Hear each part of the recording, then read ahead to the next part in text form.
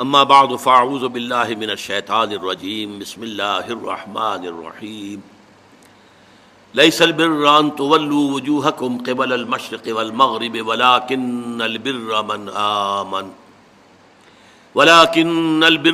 آمن باللہ والیوم الآخر والملائکۃ والکتاب والنبیین وآتى المال على حبه ذوي القربى واليتامى والمساكين وابن السبيل والسائلين وفي الرقاب وأقام الصلاة وآتى الزكاة والموفون بعهدهم إذا عاهدوا والصابرين في البأساء والضراء وحين البأس أولئك الذين صدقوا وأولئك هم المتقون صدق الله العظيم رب اشرح لي صدری ویسر لي امری واحلل عقدۃ من لسانی یفقہوا قولی۔ آیہ بر کے بارے میں کچھ تمہیدی گزارشات بھی پہلے بھی آ چکی تھیں اور پچھلی نشست میں ہم نے پھر اجمالاً ان کا اعادہ کیا۔ نیکی کی ایک جامع حقیقت کے ضمن میں اولین اہمیت ایمان کی، جس کے نتیجے میں کہ صحیح نیت پیدا ہوتی ہے، صحیح مقصد اللہ کی رضا حاصل کرنا، اللہ کی محبت سے سرشار ہو کر کوئی کام کرنا، اور وہ ہو بھی کام درست ہو، نیک ہو، اچھا ہو، بھلا ہو، ظاہر کے اعتبار سے بھی تو وہ نیکی ہے۔ یا کمتر درجے میں اخروی جزا مقصود ہو، آخرت کی جزا، دنیا کا کوئی جزا، دنیا کی کوئی بدلہ جو ہے وہ نہیں۔ پھر یہ کہ جو مظاہر نیکی ہیں ان میں پہلا مظہر جو ہے وہ خدمت خلق، وہ انسانی ہمدردی کا جذبہ۔ انسان اپنا مال جو اسے طبعاً بہت محبوب ہے وہ دے سکے ضرورت مندوں کو، جن میں اولین قرابت دار، رشتہ دار، پھر یتامہ، پھر مساکین، پھر مسافر، پھر مانگنے والے، اور پھر گردنوں کے چھڑانے میں۔ اس کے بعد فرمایا وَأَقَامَ الصَّلَاةَ وَآتَى الزَّكَاةَ، اور قائم کی اس نے نماز اور ادا کی اس نے زکوٰۃ۔ اب دیکھیے یہاں ارکان اسلام میں سے اہم ترین ارکان جو ہیں اب ذکر آ رہا ہے۔ میں پہلے بیان کر چکا ہوں کہ ترتیب عنوان کے اعتبار سے موضوع کیا ہے۔ ارکان اسلام کی بحث ہوگی تو کلمہ شہادت کے فوراً بعد اقامت الصلاۃ و ایتاء الزکاۃ، لیکن یہاں بحث ہو رہی ہے نیکی کی۔ نیکی کی حقیقت کیا ہے؟ اس میں وہ ہمدردی کا مادہ وہ پہلے ہے اور نماز اور زکوٰۃ بعد میں۔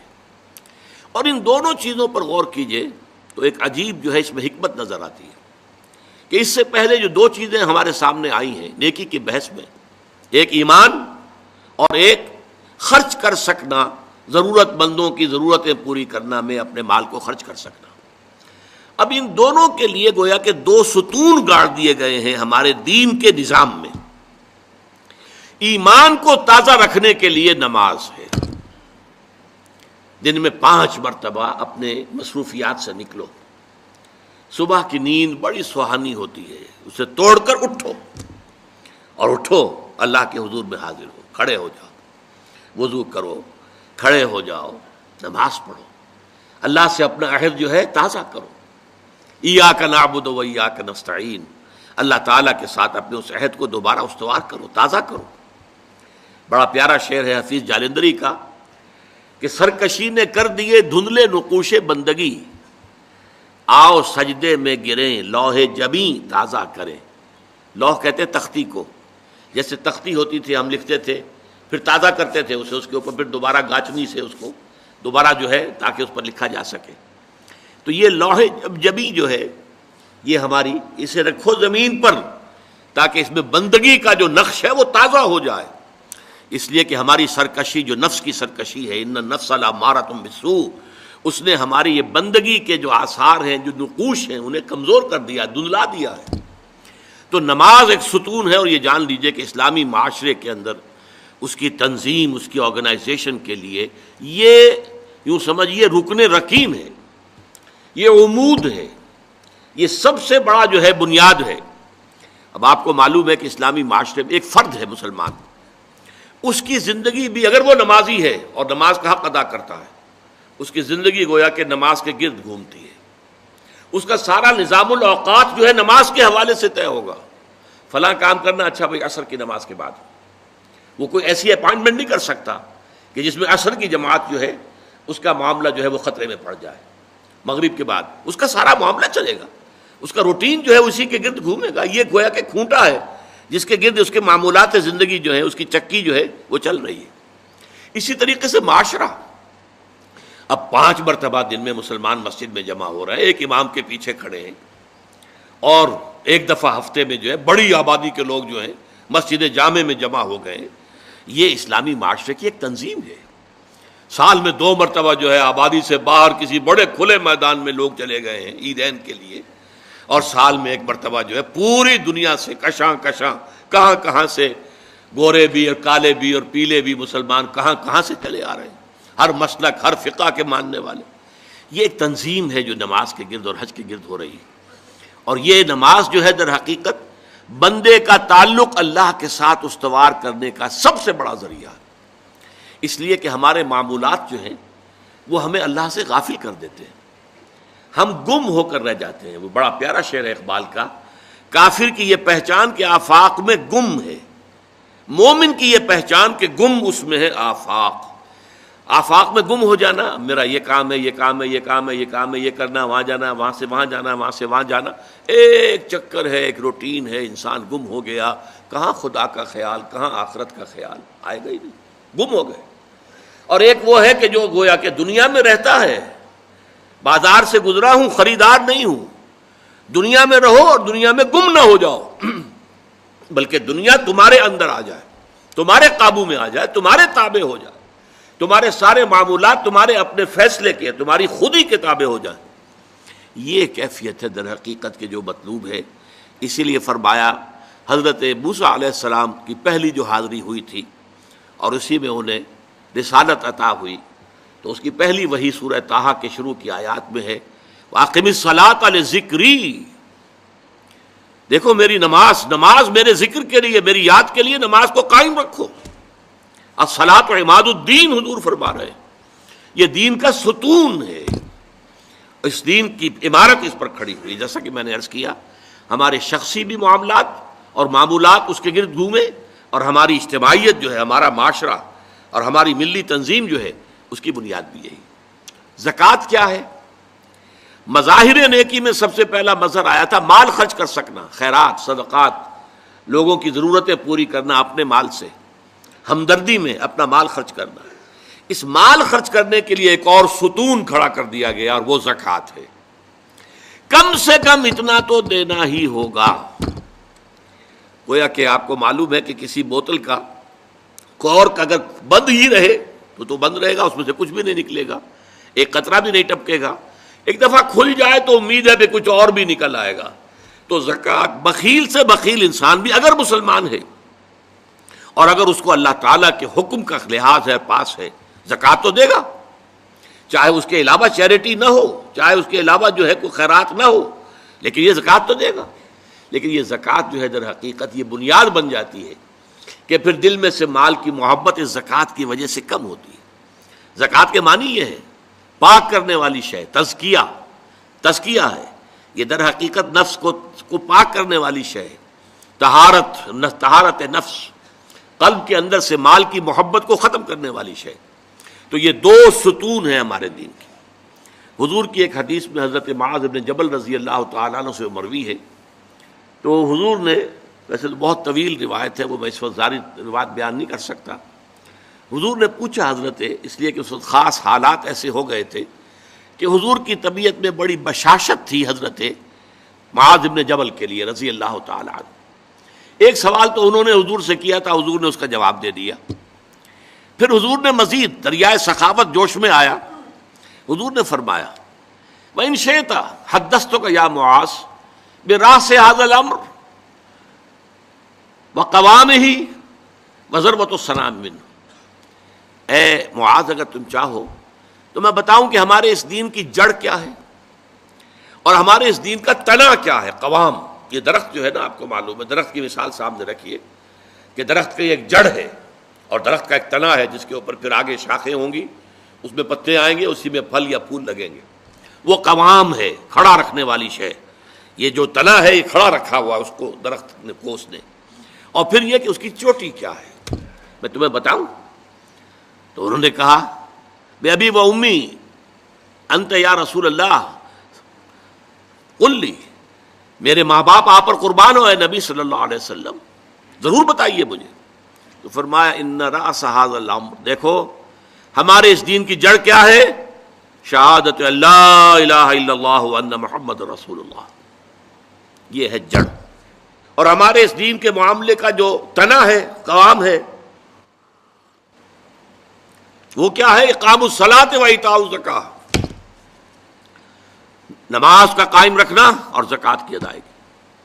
نماز سے تعلق اللہ کے ساتھ قائم، زکوٰۃ سے تعلق اپنے ابنائے نو کے ساتھ، غربا، مساکین، جو معاش کی دوڑ میں پیچھے رہ گئے ہیں، آپ کے اپنے بھائی بند، آپ کے اعزاء، آپ کے اقربا، زکوٰۃ سے آپ کا ایک رابطہ ان سے تعلق قائم ہوا۔ نماز سے الصلاۃ و عماد الدین، اور الصلاۃ و معراج المومنین، اسے معراج المومنین بھی کہا گیا۔ نماز سے تعلق اللہ کے ساتھ، زکوٰۃ سے تعلق خلق خدا کے ساتھ، اللہ تعالیٰ کے بندوں کے ساتھ۔ اور یہاں زکوٰۃ کا جو لفظ آ گیا تو نوٹ کیجئے، پہلے جو فرمایا تھا وَآتَ الْمَالَ عَلَىٰ حُبِّهِ ذَوِي الْقُرْبَىٰ وَالْيَتَامَىٰ وَالْمَسَاكِينَ وَابْنَ السَّبِيلِ وَالسَّائِلِينَ وَفِي الرِّقَابِ، اور یہاں فرمایا وَآتَ الزَّكَاةَ، اس کا مطلب یہ دو علیحدہ چیزیں ہیں۔ پہلے جو فرمایا ہے وہ نفل ہے، وہ ادا کرنا ہے زکوٰۃ کے علاوہ۔ اس لیے ایک حدیث میں بھی آتا ہے، حضور نے فرمایا صلی اللہ علیہ وسلم ان فی المال لحقا سوی الزکاۃ، دیکھو مسلمانوں یہ نہ سمجھ بیٹھنا کہ تم نے اپنے مال میں سے زکوٰۃ نکال دی تو بس اللہ کا حق پورا نکل گیا، نہیں نہیں، ان فی المال لحقا سوی الزکاۃ، تمہارے اموال میں اللہ کا حق ہے زکوٰۃ کے علاوہ بھی۔ اور پھر آپ نے وہ آیت پڑھی وَآتَ الْمَالَ عَلَىٰ حُبِّهِ ذَوِي الْقُرْبَىٰ وَالْيَتَامَىٰ وَالْمَسَاكِينَ وَابْنَ السَّبِيلِ وَالسَّائِلِينَ وَفِي الرِّقَابِ وَأَقَامَ الصَّلَاةَ وَآتَى الزَّكَاةَ، اس نے جو ہے مال دیا اس کی محبت کے علی رغم قرابت داروں کو، یتیموں کو، مسکینوں کو، اور مسافروں کو، مانگنے والوں کو، اور گردنوں کے چھڑانے میں، اور قائم کی نماز اور ادا کی زکوٰۃ۔ تو زکوٰۃ ایک فرض شے ہے، اور وہ جو پہلے بیان ہوا ہے وہ نفل ہے، وہ اضافی ہے، وہ زکوٰۃ کے علاوہ ہے، وہ زکوٰۃ کا حصہ نہیں ہے، بلکہ در حقیقت اس جذبے کو سسٹین کرنے کے لیے زکوٰۃ کی حیثیت ایک ستون کی ہے، جیسے ایمان کو تازہ رکھنے کے لیے نماز کی حیثیت ایک ستون کی ہے، الصلاۃ و عماد الدین، اسی طریقے سے انفاق اللہ کی راہ میں مال خرچ کر سکنے کی صلاحیت جو ہے اس کو برقرار رکھنے کے لیے زکوٰۃ کی عبادت فرض کی گئی۔ اب اس کے بعد آئیے وَالْمُوفُونَ بِعَهْدِهِمْ إِذَا عَاهَدُوا، اور وہ لوگ کہ جو اپنے معاہدوں کو پورا کرنے والے ہوں جبکہ وہ عہد کر لیں۔ ایفاء عہد، اس کی کیا اہمیت ہے؟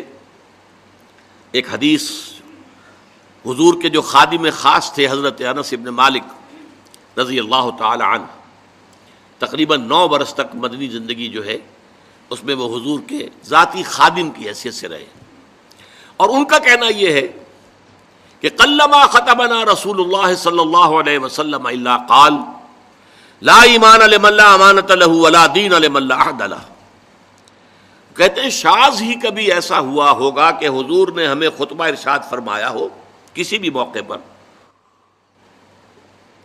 اور اس میں یہ الفاظ مبارکہ آپ نے نہ فرمائے ہوں کہ اس شخص کا کوئی ایمان نہیں جس میں امانت داری کا وصف نہیں، اور اس شخص کا کوئی دین نہیں جس میں ایفاء عہد نہیں۔ کیوں؟ دین بھی نام ہے اللہ سے اپنے ایک عہد کو پورا کرنے کا۔ نماز کی ہر رکعت میں ہم کیا کہتے ہیں؟ ایاک نعبد و ایاک نستعین، پروردگار ہم صرف تیری ہی بندگی اور پرستش کرتے ہیں، اور صرف تیری ہی بندگی اور پرستش کرتے رہیں گے، اور اے پروردگار ہم صرف تجھ ہی سے مدد کے خواہاں ہیں اور تجھ ہی سے مدد چاہتے رہیں گے۔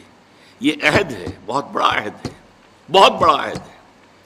اس عہد کو پورا کرنا ہی دین ہے، اللہ کی بندگی، اللہ کے احکام کی اطاعت، اللہ نے جن چیزوں کو حرام کیا ان سے اجتناب کرتے رہنا، اللہ کے فرائض کی ادائیگی، اللہ کے لیے تن من دھن لگا دینا، ایاک نعبد و ایاک نستعین۔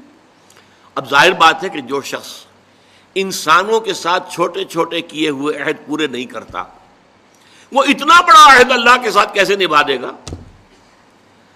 جو 2 پیسے کے اندر امانت کا ثبوت نہیں دے سکتا، اس میں بھی خیانت کر گزرتا ہے، وہ 2 کروڑ میں کیسے امین ثابت ہوگا؟ لہذا لا دین لمن لا عہد لہ، لا ایمان لمن لا امانت لہ ولا دین لمن لا عہد لہ۔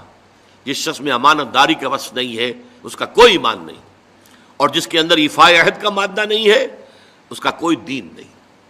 اب خاص طور پر اس نیکی کی بحث میں جس ربط اور ترتیب کے ساتھ یہ بات آ رہی ہے اس کو سمجھیے۔ در حقیقت یہ معاملات جو ہیں انسان کے، بین الانسانی معاملات، یہ در حقیقت اس کا تذکرہ ہے، اس لیے کہ اب تک جو معاملے آئے، ایک خدمت خلق اور انسانی ہمدردی کا جذبہ، پھر نماز کا قیام، زکوٰۃ کی ادائیگی، اب جو یہاں آ رہا ہے یہ معاملات ہیں بین الانسانی معاملات۔ معاملہ کہتے ہیں جو 2 افراد کے مابین کوئی بات ہو رہی ہو، عمل سے معاملہ، جوہد سے مجاہدہ، قتل سے مقاتلہ۔ تو جب 2 فریقوں کے درمیان جوہد ہوگی، جوہد کا جوہد سے ٹکراؤ ہوگا تو وہ مجاہدہ بن جاتا ہے۔ جب 2 فریق ایک دوسرے کو قتل کرنے کے درپے ہیں یہ مقاتلہ ہے۔ معاملہ جب 2 انسان یا 2 فریق یا 2 گروہ یا 2 کمپنیاں، یہ کمپنیاں جو ہیں وہ بھی آپ کو معلوم ہے لیگل پرسنز شمار ہوتے ہیں، ان کے مابین کوئی معاملہ ہو رہا ہے، کوئی معاملہ طے کر رہے ہیں، ان معاملات کے اندر سٹریم لائننگ کرنے والی ایک شے ہے، اگر وہ ہو جائے سارے معاملات درست ہو جائیں گے۔ اب آپ کو معلوم ہے ایفاء عہد کا جذبہ پیدا ہو جائے۔ دیکھیے معاملات کی میں آپ سے وضاحت کروں، ایک شخص امپلائر ہے، ایک امپلائی ہے، ان کے درمیان ایک کانٹریکٹ ہے، یہ ریمونریشنز ملیں گی، یہ مراعات، یہ مفادات، یہ تنخواہ، یہ کام تمہیں کرنے ہیں۔ اب اگر ایک شخص پوری تندہی کے ساتھ وہ کام نہیں کرتا تو وہ حرام خوری کر رہا ہے، ایفاء عہد نہیں کر رہا۔ ایفاء عہد کا تقاضا یہ ہوگا کہ کوئی سپروائز کرنے والا ہے یا نہیں ہے، کوئی دیکھنے والا ہے یا نہیں ہے، وہ اپنے معاہدے کے اندر بندھے ہونے کی بنیاد پر کام کرے اور حتی الامکان اپنی جو بہترین صلاحیتیں ہیں وہ۔ اسی طرح چھوٹا سا معاملہ ہے، آپ نے ایک شخص کو مزدور کے طور پر رکھا ہے، شام کو 100 روپے آپ نے دینے ہیں، یہ ایک معاہدہ ہے، طے ہو گیا۔ اب یہ مزدور اگر کام چور ہے کہ اگر تو کوئی دیکھنے والا ہے تو کام کر رہا ہے اور اگر کوئی دیکھ نہیں رہا تو بیٹھ گیا، تو یہ بے ایمانی کر رہا ہے، یہ وعدہ خلافی کر رہا ہے۔ اسے اپنے اس وقت کے اندر اپنی پوری توانائی، پوری توجہ کے ساتھ، اس لیے نہیں کہ کوئی مجھے دیکھنے والا ہے بلکہ اس لیے کہ میں تو اپنے عہد کا پابند ہوں، میں نے معاہدہ کیا۔ یہ میں نے سب سے چھوٹی مثالیں دے دی، اس سے اوپر آئیے، شادی کیا ہے؟ سوشل میرج، یہ سوشل کانٹریکٹ ہے۔ میرج کیا ہے؟ ایک مرد ایک عورت، اس کے درمیان معاہدہ ہے، ساری عمر کا نباہ کرنا ہے، بیوی کے یہ فرائض ہیں جو اسے ادا کرنے ہیں، شوہر کی یہ ذمہ داری ہے، اس کے نان نفقے کا وہ ذمہ دار ہے، اس کے لیے سکنا فراہم کرنا اس کے ذمے ہے، اس کے لیے رہائش کا بندوبست کرنا اس کے ذمے ہے، نان نفقہ اس کے ذمے ہے، بیوی کے یہ فرائض ہیں جو اسے ادا کرنے ہیں۔ اب یہ در حقیقت ایک سوشل کانٹریکٹ ہے۔ اگر کوئی بھی اس کے اندر خیانت کا ارتکاب کر رہا ہے تو اس نے اپنے عہد کی خلاف ورزی کی۔ اسی طرح دیکھیے بہت سے معاہدے ہوتے ہیں جو ریٹن نہیں ہوتے، طے شدہ نہیں ہوتے۔ اولاد اور والدین میں بھی ایک معاہدہ ہوتا ہے، امپلائڈ ہے وہ کیا معاہدہ ہے؟ والدین اپنی جوانی میں اپنے آپ کو انویسٹ کرتے ہیں اپنی اولاد میں، ان کی تعلیم ہے، ان کی تربیت ہے، ان کو کھلانا ہے، ان کو پلانا ہے، ان کے لیے کپڑے کا بندوبست ہے، وہ اپنی ساری توانائیاں جو ہے لگا رہے ہیں ان کو پالنے پوسنے میں۔ اور اس کے اندر امپلائڈ کانٹریکٹ ہے کہ جب یہ بوڑھے ہو جائیں گے اور وہ جوان ہو جائیں گے تو اب ان کو لک آفٹر کریں گے، ان کی خدمت کریں گے، ان کی سیوا کریں گے، ان کے ساتھ حسن سلوک کے ساتھ پیش آئیں گے۔ یہ کانٹریکٹ ہے، چاہے یہ لکھا ہوا نہ ہو، امپلائڈ کانٹریکٹ ہے۔ بہرحال پوری انسانی زندگی کا اگر آپ تجزیہ کریں گے تو معاہدات کے گرد گھومتی ہے۔ اگر ایک وصف پیدا ہو جائے، ایک وصف ایفاء عہد، حضور نے فرمایا بندہ مومن کا وعدہ کر لینا عدت المومن کاخذ الکف، بندہ مومن کا کسی سے کوئی وعدہ کر لینا ایسے ہے جیسے اس کا ہاتھ جو ہے اس کے ہاتھ میں آ گیا ہے۔ جیسے آپ نے کسی کا ہاتھ پکڑا ہوا، کہاں جائے گا آپ؟ لہذا وہ تو بن گیا، اس نے وعدہ کیا وہ بن گیا۔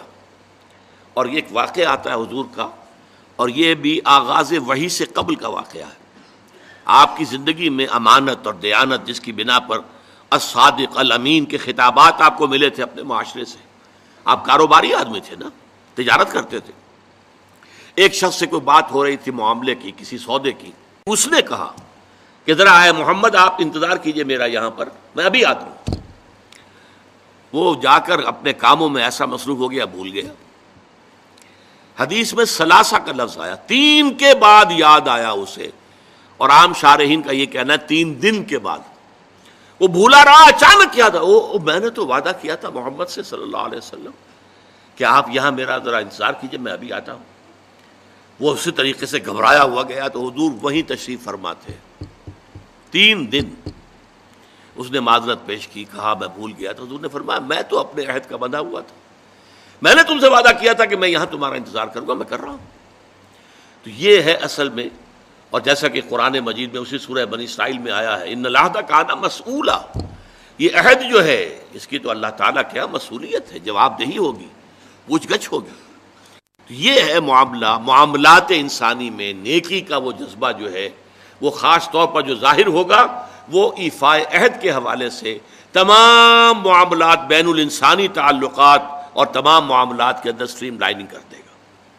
اب آئیے آخری بات آ رہی ہے، وَالصَّابِرِينَ فِي الْبَأْسَاءِ وَالضَّرَّاءِ، یہاں صابرون نہیں کہا، موفون نہیں۔ اس کا کیا مطلب ہے؟ یہاں پر در حقیقت کچھ الفاظ محذوف ہیں، وَأَخُصُّ بِذِكْرِ الصَّابِرِينَ، اور خاص طور پر میں ذکر کرنا چاہتا ہوں صبر کرنے والوں کا۔ یہ جو نیکی کی بحث ہے اس میں نوٹ کر لیجئے، ایک ہے نیکی بدھ مت کے بھکشوؤں کی نیکی، عیسائی راہبوں کی نیکی، ہندوؤں کے سنیاسی اور تپسیاؤں کی نیکی۔ وہ نیکی کیا ہے؟ کاروبار دنیاوی کو چھوڑو، معاشرے کے جو مین کرنٹ ہے اس سے نکل کر کہیں پہاڑوں میں، گفاؤں میں، کہیں موناسٹریز میں کہیں جاؤ، بیٹھ جاؤ۔ اسلام کی نیکی یہ نہیں ہے، کیونکہ اس صورت میں تو گویا کہ نیکی معاشرے سے خارج ہو گئی، بدی کو اور کھل کھیلنے کا موقع مل گیا، کوئی مقابلے میں رہا ہی نہیں۔ یہ گویا کہ بدی کے لیے میدان کو خالی چھوڑ دینا ہے۔ اسلام جس نیکی کی تبلیغ کرتا ہے وہ در حقیقت بدی کے خلاف سفارہ ہونے والی نیکی ہے۔ بدی کی آنکھوں میں آنکھیں ڈال کر چیلنج کرے، اس سے پنجہ آزمائی کرے، بدی کو روکے، بدی کو ختم کرے، بدی کا استحصال کرے، اور اس بدی کے استحصال کرنے میں جو تکلیف آئے وہ جھیلے۔ جو سورہ لقمان کی آیت میں نے پہلے بھی آپ کو سنائی تھی، یا بنی اقم الصلاۃ وامر بالمعروف ونہی عن المنکر واصبر علی ما اصابک، اے میرے بچے نماز قائم کر، نیکی کا حکم دے، بدی سے روک، اور پھر جو تجھ پر بیتے اس کو جھیل اور برداشت کر، پھر ثابت قدمی کا ثبوت دے، قدم کوئی پیچھے نہ ہٹ جائے۔ تو اسلام کی نیکی جو ہے وہ اس طرح کی نیکی نہیں، پیسیو نیکی نہیں ہے، ایکٹیو نیکی ہے، وہ آگے بڑھنے والی نیکی ہے، وہ ماحول کو بدی سے خالی کرنا چاہتی ہے، وہ یہاں نیکی کا غلبہ چاہتی ہے، بدی کا استحصال کرنا چاہتی ہے، اور اس جد و جہد میں اس کے اوپر جو تکلیف آئے، جو مصیبت آئے، وَالصَّابِرِينَ وَأَخُصُّ بِذِكْرِ الصَّابِرِينَ، اصل جو میدان ہے نیکی کا، جس کے اندر فیصلہ ہوگا نیکی ہے یا نہیں ہے، یہ دکھاوے کی نیکی ہے یا حقیقت کی نیکی ہے، وہ تو در حقیقت اس کا ٹیسٹ جو ہے، لٹمس ٹیسٹ، وہ تو آئے گا اگر احقاق حق کے لیے تکلیفیں جھیلنے کو تیار ہو، اگر ابطال باطل کی جد و جہد میں قربانیاں دینے کے لیے تیار ہو، اگر اس کے لیے تن من دھن قربان کر دینے کے لیے تیار ہوں، تب تو نیکی ہے، ورنہ یہ نیکی کا ڈھونگ ہے، یہ نیکی کا صرف ایک ظاہری سا ہے۔ جیسے کہ میں نے عرض کیا تھا، بعض آج کل ہوتے ہیں ایسے ہیٹرز کہ نیچے جو ہے نظر آتا ہے انگارے دہکتے ہوئے، حالانکہ وہ بالکل کچھ بھی نہیں، ان میں آگ ہے ہی نہیں، انگارے ہے ہی نہیں، نظر آ رہے ہیں انگارے۔ وہ ہیٹ جو آ رہی ہے وہ تو اوپر سے تار جو لگا ہوا ہے وہاں سے آ رہی ہے، ہیٹر وہاں سے ہیٹ دے رہا ہے، لیکن دکھا دیا ہے کہ جیسے انگارے ہیں۔ تو دکھاوا ہے یہ، اس میں حقیقت نہیں ہے۔ اس کا اصل ٹیسٹ کیا ہے؟ وَالصَّابِرِينَ فِي الْبَأْسَاءِ وَالضَّرَّاءِ وَحِينَ الْبَأْسِ، اور وہ جو خاص طور پر صبر کرنے والے ہیں۔ بادشاہ جب جمع میں آتا ہے تو یہ فقر و فاقہ، بھوک کی سختی، جیسے کہ سورہ بقرہ ہی میں چند رکوع پہلے ہی وہ آیت آ چکی ہے، وَلَنَبْلُوَنَّكُم بِشَيْءٍ مِّنَ الْخَوْفِ وَالْجُوعِ وَنَقْصٍ مِّنَ الْأَمْوَالِ وَالْأَنفُسِ وَالثَّمَرَاتِ وَبَشِّرِ الصَّابِرِينَ۔ اور ہم اے اہل ایمان، اے ایمان کے دعوے دارو، تمہیں لازماً آزمائیں گے، خوف سے بھی اور بھوک سے اور مال اور جانی نقصان سے، اور اے نبی بشارت دے دیجئے صبر کرنے والے۔ تو یہ تو ہے بھوک، فقر و فاقہ۔ آپ کو معلوم ہے، میں نے پہلے ذکر بھی کیا تھا، جیسے اسرا کے اندر غزوہ تبوک کے دوران کس قدر شدید بھوک کی کیفیت تھی مسلمانوں پر۔ ایسے بھی مواقع آئے ہیں کہ تین مسلمانوں کے لیے 24 گھنٹے کا راشن ایک کھجور ایک صحابی نے، ایک مسلمان نے منہ میں رکھ کے تھوڑی دیر چوس لی، پھر دوسرے کو دے دی، پھر دوسرے نے چوس لی، کچھ گلوکوز پہلے کو مل گیا، کچھ دوسرے کو مل گیا، پھر تیسرے کو مل گئی۔ یہ بھی آیا۔ اب جھیلنا، اسے برداشت کرنا۔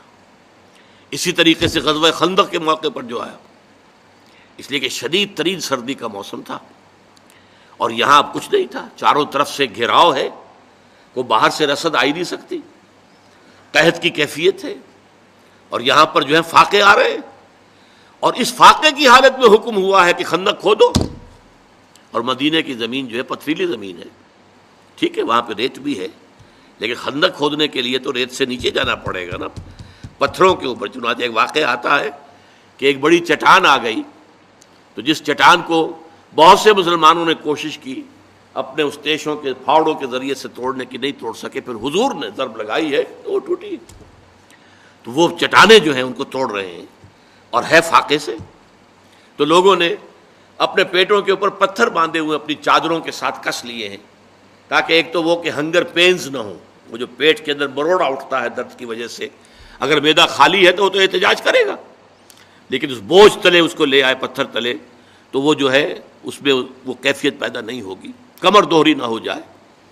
اور جب حضور سے شکوہ کیا کہ حضور دیکھیے اب ناقابل برداشت ہو رہا ہے معاملہ، دیکھیے کرتے اٹھا کے لوگوں نے دکھایا، ہم نے پتھر باندھے ہوئے، آپ نے اپنا کرتا مبارک اٹھا کر دکھایا، وہاں 2 پتھر بندھے ہوئے۔ یہ کیفیتیں ہیں کہ جن میں سے گزرے ہیں محمد الرسول اللہ والذین معہ، حضور بھی اور حضور کے ساتھی بھی۔ تو والصابرین فی البأساء والضراء، ضرر کہتے ہیں تکلیف، کوئی آپ کو جسمانی تکلیف پہنچ رہی ہے، کوئی زخم کے اندر ٹیسیں اٹھ رہی ہیں، یا جیسے کہ آپ کو معلوم ہے جیسے مکے میں صحابہ کرام کو ٹارچر کیا جا رہا تھا، شدید ترین ایذائیں دی جا رہی تھی، حضرت بلال کا معاملہ، حضرت خباب بن الارض کا معاملہ، دہکتے ہوئے انگاروں کے اوپر ننگی پیٹھ لٹا دیا گیا، لیٹ جاؤ، لیٹ گئے۔ اب آپ دیکھیے کھال ہے، آپ کا کیا خیال ہے کہ ان کی کھال سن تھی؟ انہیں جلن کا احساس نہیں ہو رہا تھا، لیکن جھیلا ہے، اسے برداشت کیا، کیوں کہ حضور کا حکم ہے کہ کوئی جوابی کارروائی نہیں کرنی ہے، جو بھی یہ کرے ٹھیک ہے کرنے دو، تمہارے جسم کے ٹکڑے کر دے کرنے دو۔ اسی وجہ سے لیٹ گئے، اور جو ہے وہ کھال جلی ہے، پھر پیٹھ کی جو چربی ہے وہ پگھلی ہے، اس سے پھر وہ انگارے ٹھنڈے ہوئے ہیں، یہ کیفیت ہے، جھیلنا ہوتا۔ تو یہ جھیلنا جو ہے برداشت کرنا، تحمل، والصابرین فی البأساء والضراء وحین الباس، اور خاص طور پر باس کے وقت، باس جب واحد میں آتا ہے اس کے معنی جنگ ہے، یہ آخری امتحان ہوتا ہے، میدان جنگ میں آ جانا، جان ہتھیلی پر رکھ کر میدان میں آ جاؤ۔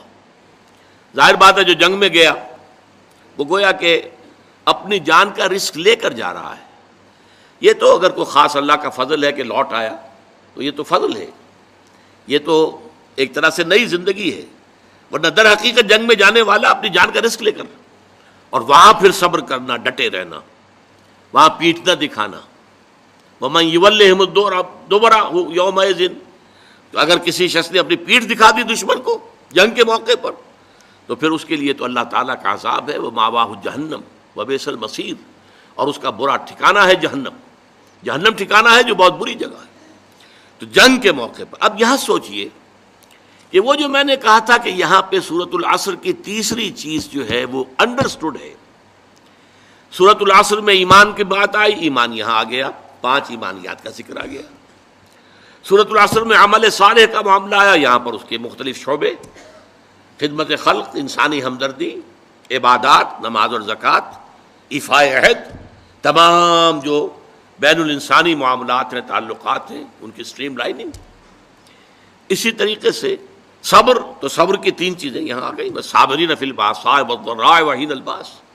لیکن یہاں پر وہ تواصوا بالحق کے ضمن میں اصطلاح لفظاً کوئی شے یہاں مذکور نہیں ہے. میں کہتا ہوں کہ وہ امپلائیڈ ہے. کیوں؟ اس سوال کا جواب کیا ہے؟ دیکھیے، جو پورا خاکہ ہمارے سامنے آ رہا ہے، یہ ایک پوری شخصیت ہے، پورا حیولہ ہے، پورا ایک کریکٹر ہے انسانی جو ہمارے سامنے آ رہا ہے. وَلَٰكِنَّ الْبِرَّ مَنْ آمَنَ بِاللَّهِ وَالْيَوْمِ الْآخِرِ وَالْمَلَائِكَةِ وَالْكِتَابِ وَالنَّبِيِّينَ وَآتَى الْمَالَ عَلَىٰ حُبِّهِ ذَوِي الْقُرْبَىٰ وَالْيَتَامَىٰ وَالْمَسَاكِينَ وَابْنَ السَّبِيلِ وَالسَّائِلِينَ وَفِي الرِّقَابِ وَأَقَامَ الصَّلَاةَ وَآتَى الزَّكَاةَ وَالْمُوفُونَ بِعَهْدِهِمْ إِذَا عَاهَدُوا.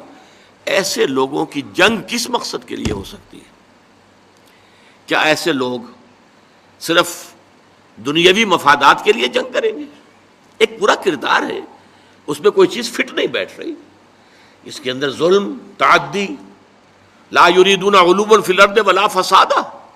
ایسے لوگ زمین کے اندر اپنا اقتدار، اپنی حکومت، اور اس کے لیے فساد، اور اس کے لیے جنگ، اور اس کے لیے خوریزی، ان کے اس پورے نقشے میں فٹ نہیں بیٹھتے. لہذا ان کی یہ جنگ اور ان پر جو آزمائشیں آئیں گی بھوک کی اور تکلیف کی، کس لیے؟ یہ احقاق حق کے لیے، تواصی بالحق کے لیے، حق کا بول بالا کرنے کے لیے، اقامت دین کی جد و جہد کے لیے. اس لیے کہ سب سے بڑا حق کیا ہے؟ یہ زمین اللہ کی ہے اور اس پر اسی کا حکم چلنا چاہیے. یہ ہے سب سے بڑا حق. میں نے عرض کیا تھا سب سے چھوٹا حق یہ بھی ہو سکتا ہے کہ بچے گلی میں کھیل رہے ہیں اور آپ ان سے کہیں کہ بیٹے یہ جگہ نہیں ہے کھیلنے کی، میدان میں جا کر کھیلو. تمہاری گیند سے یا تمہاری گلی سے کسی گاڑی کا شیشہ ٹوٹ جائے گا اور اس پر بھی ریزنٹمنٹ ثابت آئے گی. بچے جو ہیں شاید آپ کو اپنی عزت سلامت لے کر وہاں سے جانا جو ہے وہ نصیب نہ ہو. اسی طریقے سب سے بڑا خیر کیا ہے؟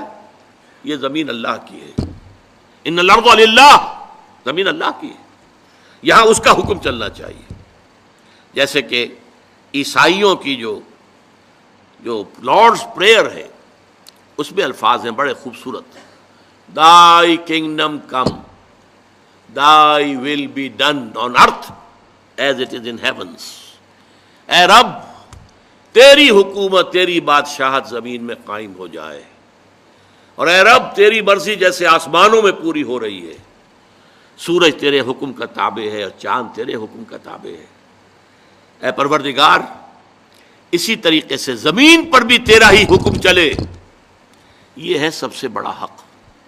اس حق کے لیے میدان میں آنا. اور ظاہر بات ہے کہ جب یہ آیتیں نازل ہو رہی تھی تو ایک نقشہ موجود بالفعل تھا. محمد الرسول اللہ والذین معہ ان وادیوں میں سے گزر چکے تھے. ایمان کے مراحل انہوں نے طے کیے. انسانی ہمدردی کے کتنے بڑے بڑے مظاہر سامنے آئے. حضرت ابوبکر کا ذکر ہو چکا ہے ایک جنگ کے موقع پر، اور غالباً یہ غزوہ احد کی بات ہے، کیونکہ بہت سے مسلمان شہید بھی ہوئے تھے، بہت سے زخمی بھی تھے. بعد میں کوئی پانی پلانے والا آیا، العطش العطش. معلوم ہوتا ہے کہ جب جسم میں سے خون زیادہ نکل جائے زخموں سے تو پیاس شدید ہو جاتی، پانی کی کمی جسم میں ہوتی ہے. العطش العطش. تو ایک کے پاس وہ ایک پیالہ لایا گیا، منہ سے لگایا گیا کہ برابر میں ذرا آواز آئی العطش العطش. تو اس نے کہا اچھا پہلے میرے بھائی کو پلاؤ پھر میں پی لوں گا. وہاں لے کر گئے تو اس کے قریب سے کہیں اور سے آواز آ گئی العطش. اس نے کہا پہلے میرے اس بھائی کو پلاؤ پھر میں پی لوں گا. وہاں جب پہنچا ہے پانی لے کر، جو شخص بھی لے کر گیا تھا ان کا دم نکل گیا. واپس آئے تو ان کی بھی روح پرواز کر چکی. واپس آئے تو پہلے کا بھی انتقال ہو چکا. یہ انسانی ہمدردی. موت کے وقت بھی یہ کیفیت، یہ ایثار. یؤثرون علی انفسہم ولو کان بہم خصاصہ. اپنے اوپر دوسروں کو ترجیح دینا. یہ سارے مراحل طے کر چکے تھے صحابہ کرام، اور لوگوں کے سامنے نقشے موجود تھے، اور ان کا ایفاء عہد یہ سب ان کے سامنے موجود تھا. اب یہ لوگ تھے کہ جو جنگیں بھی کر رہے تھے، قتال کر رہے تھے، جانیں دے رہے تھے، یقاتلون فی سبیل اللہ فیقتلون ویقتلون، اللہ کی راہ میں قتال کر رہے ہیں، قتل ہوتے بھی ہیں، قتل کرتے بھی ہیں۔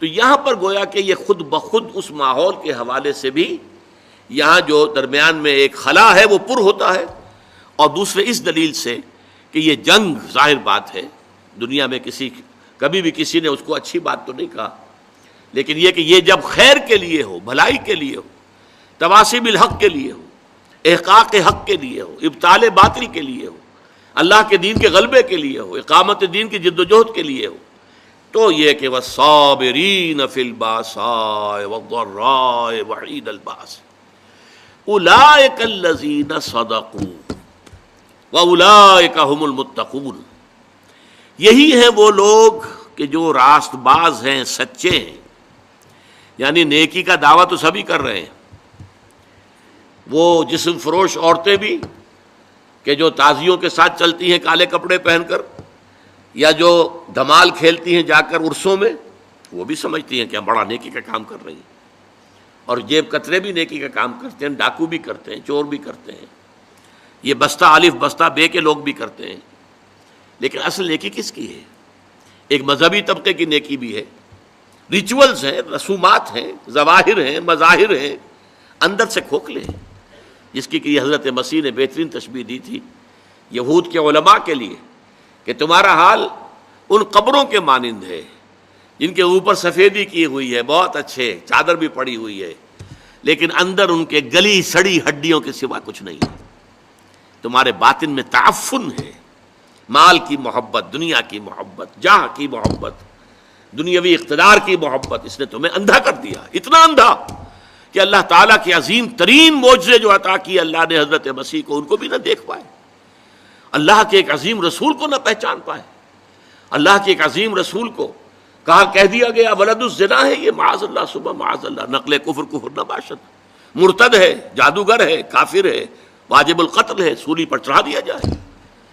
یہ مذہبی طبقہ تھا جس نے یہ کام کیا، اور ایک طبقہ ہمارے ہاں وہ لبرل، جیسا کہ میں نے عرض کیا تھا، وہ کہتے ہیں بھائی سچ بولنا چاہیے، کام اپنا کرنا چاہیے، وعدہ پورا کر، باقی یہ نماز روزہ جو ہے یہ تو انفرادی معاملہ ہے، یہ انسان کا اور اللہ کا اپنا درمیانی معاملہ ہے۔ ان تمام چیزوں کو جس طریقے سے اس آیت میں جمع کر دیا گیا، اور ہر شے اپنی جگہ پر فٹ، نماز اور روزے کو درمیان میں تو لائے، نمبر ایک پر نہیں لائے، نمبر ایک پر وَآتَ الْمَالَ عَلَىٰ حُبِّهِ ذَوِي الْقُرْبَىٰ وَالْيَتَامَىٰ وَالْمَسَاكِينِ وَابْنَ السَّبِيلِ وَالسَّائِلِينَ وَفِي الرِّقَابِ، اور اس سے بھی پہلے اصل ایمان، موٹیویشن کیا ہے تمہارا؟ اب دیکھیے ہماری مجبوری کیا ہے، ہم انسانوں کی مجبوریاں ہیں دو، ایک تو یہ کہ ہم اعمال کے ظاہر پر حکم لگاتے ہیں، ہمیں باطنی تو نظر نہیں آتا، ہم کسی کا دل نہیں دیکھ سکتے، ہمیں نہیں معلوم اس کی نیت کیا ہے، اور کسی کی نیت پر بلا سبب شک کرنا، شبہ کرنا، اس کی ہمیں اجازت نہیں، لہذا ہم تو کہہ دیں گے یہ نیکی ہے، یہ کام نیکی کا کام ہے، ہم اس کی باطنی جو ہے، اس کا اصل پس منظر کیا ہے، اس کی اصل جذبہ محرکہ کیا، ہم نہیں جان سکتے۔ دوسرا معاملہ کیا ہے، ایک ہی شخص کے ہم کچھ اعمال کو کہتے ہیں یہ کام تو اس نے بڑے نیکی کی ہے، یہ کام اس کے بڑے برے ہیں، یہ بھی در حقیقت ہماری محدودیت ہے۔ حقیقت کے اعتبار سے انسانی شخصیت جو ہے ایک حیاتیاتی اکائی ہے۔ دیکھیے اگر آم کا درخت ہے تو آم لگے گا، اس میں نیمبو کیسے لگ جائے گا؟ آم لگے گا، نیم کی نمولی کیسے لگ جائے گی؟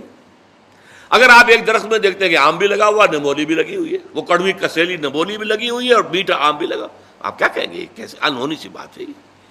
تو شخصیت تو ایک وحدت ہے، یا اس کے اندر خیر ہے یا شر ہے، شر ہے تو شر ہی ظاہر ہوگا، چاہے اس شر نے اوپر کوٹنگ لے لی ہو خیر کی، بظاہر نیکی کا ایک عمل کر رہا ہے، لیکن اس درخت کا، اس کی جڑ سے جو شر کی غذا اسے مل رہی ہے، اس اعتبار سے اس عمل کے اندر شر ہے، خیر نہیں ہے، چاہے ظاہری اعتبار سے خیر نظر آ رہا۔ اسی طریقے سے جو شخص نیک ہے اس کے عمل میں نیکی ہی نظر آئے گی، برائی نہیں ہوگی، البتہ اس میں ایک استثناء ہے، جو حقیقتاً نیک ہے، جو اس پیمانے پر پورا اتر رہا ہے، وَلَٰكِنَّ الْبِرَّ مَنْ آمَنَ بِاللَّهِ وَالْيَوْمِ الْآخِرِ وَالْمَلَائِكَةِ وَالْكِتَابِ وَالنَّبِيِّينَ إِلَىٰ آخِرِ الْآيَةِ، جو شخص اس پر پورا اتر رہا ہے اس سے بھی کبھی وقتی حالات کے تحت، وقتی اثرات کے تحت کوئی غلط کام سرزد ہو سکتا ہے۔ یہ نہ سمجھیے کہ اس سے کبھی بھی کوئی برائی جو ہے اس کا ظہور نہیں ہو سکتا، نہیں ہو سکتا ہے، لیکن فوراً توبہ کرے گا۔ اگر اس کے اندر نیکی ہے، وہ کسی بدی کو مستقل طور پر اپنی زندگی میں اپنے کردار کے اندر جگہ نہیں دے سکتا۔ اس کو آپ 2 اور 2 4 کی طرح جان لیجیے۔ وقتی آلات ہیں، وقتی اثرات پڑ گئے ہیں، یا جذبات کا کوئی طوفان امڈ آیا ہے وقتی طور پر، اور اس میں جو ہے آدمی سے کوئی غلط حرکت سرزد ہو گئی ہے، لیکن اگر نیک ہے اندر سے فی الواقع فوراً توبہ کرے گا۔ جیسے کہ سورہ نساء کی آیت مبارکہ، انما التوبۃ علی اللہ للذین یعملون السوء بجہالۃ ثم یتوبون من قریب، اللہ تعالیٰ نے اپنے ذمے لازم کر لی ہے ایسے لوگوں کی توبہ قبول کرنا کہ جو غلطی سے یا حالات کے دباؤ میں، جہالت میں، نادانی میں کوئی غلط کام کر بیٹھتے ہیں لیکن فوراً توبہ کرتے ہیں۔ تو یہ فوری توبہ ہوگی، یہ نہیں ہوگا کہ بدی اور نیکی کا امتزاج مستقل طور پر ہو۔ یہ نہیں ہو سکتا کہ ایک طرف نماز، روزہ، یہ سارا کچھ بھی ہو رہا ہے، دوسری طرف سودی کاروبار مستقل طور پر اپنے دھندے میں شامل ہے۔ یہ نہیں، یہ اگر ہے تو اس کا مطلب یہ ہے کہ نیکی نہیں ہے۔ اصل میں یہ اندر اندھیرا ہی ہے، روشنی نہیں ہے، اندر تاریکی ہے، اندر کوئی نور نہیں ہے۔ یہ صرف ظاہر کے کچھ اوپر جو ہے لبادے اوڑھ لیے گئے ہیں، ان کی حقیقت کوئی نہیں۔ آخری بات اس آیت کی، وَأُولَٰئِكَ هُمُ الْمُتَّقُونَ، یہ سمجھیے بونس ہے اس آیت کا کہ تم نے نیکی کی اصل حقیقت کو اگر سمجھ لیا تو ساتھ ہی یہ نوٹ کر لو، یہی لوگ متقی ہیں۔ تمہارا تقویٰ کا تصور بھی کچھ اور ہی ہے۔ ایک ظاہری وضع قطع ہے، شکل و صورت ایک طرح کی بنا لی ہے، لباس ایک طرح کا پہن لیا ہے، تو آپ سمجھتے ہیں بڑا متقی انسان ہے۔ یہ ظاہر کے ساتھ، ظواہر کے ساتھ، وہی ہماری مجبوری، ہم دل کے اندر جھانک کر نہیں دیکھ سکتے، لیکن حقیقت میں متقی وہ ہوگا جو اس پورے نقشے پر پورا اتر رہا ہو، جس کی پوری شخصیت جو ہے اس کے اندر یہ رنگ بھرا ہوا ہو، وہ ہے متقی۔ جیسے کہ حضور نے ایک مرتبہ 3 دفعہ اپنے قلب مبارک کی طرف، سینہ مبارک کی طرف اپنے دست مبارک سے اشارہ کیا، التقویٰ ہا ہونا، التقویٰ ہا ہونا، التقویٰ ہا ہونا، تقویٰ یہاں ہوتا ہے، تقویٰ یہاں ہوتا ہے، تقویٰ یہاں ہوتا ہے۔ تقویٰ دل میں ہوتا ہے، دل میں ایمان ہوتا ہے۔ ایمان اور تقویٰ یہ گویا کہ ہم معنی اور مترادف باتیں ہو گئی۔ اگر اللہ پر ایمان ہے تو اللہ کی معصیت سے بچنے کی کوشش کریں گے کہ نہیں؟ اللہ کو راضی کرنے کی کوشش کریں گے کہ نہیں؟ لہذا اصل تقویٰ یہاں ہے، اور جب یہ اندر ہے تو پھر پورے وجود کو یہ ایک خاص رنگ میں رنگ دے گا، اور وہ پوری شخصیت انسان کی اس آیہ بر میں ہمارے سامنے آ گئی۔ بارک اللہ لی ولکم فی القرآن العظیم ونفعنی وإیاکم بالآیات والذکر الحکیم۔